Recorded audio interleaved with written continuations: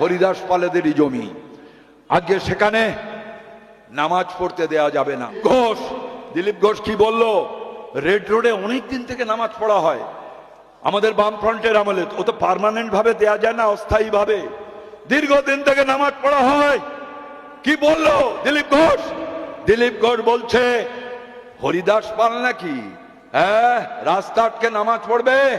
হরিদাস পাল, দরকার হলে বাংলাদেশে যাও, পাকিস্তানে যাও, সরকার বদলেছে, লোক পাল্টেছে, বুঝে নাও, এখানে ওসব করতে দেব না।